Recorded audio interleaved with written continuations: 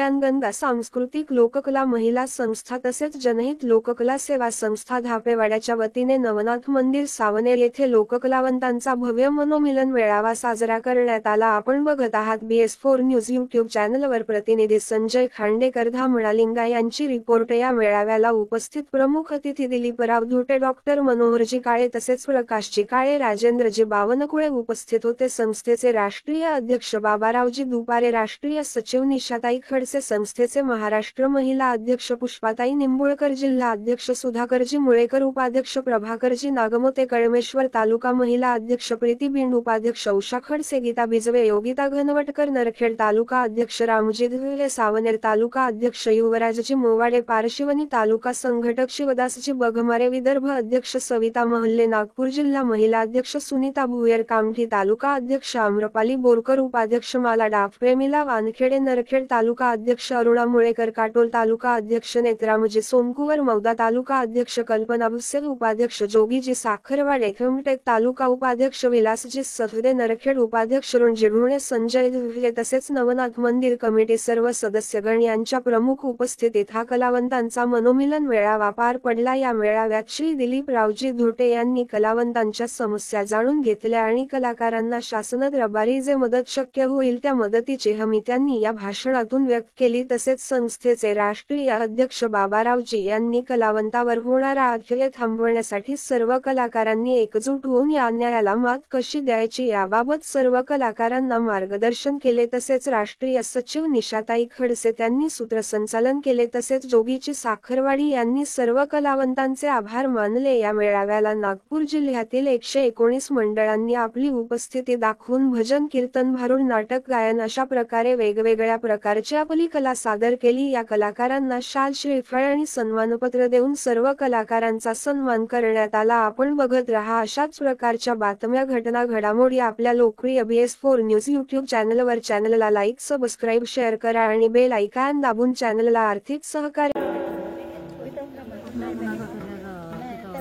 श्री गुरुदेव म्हणा।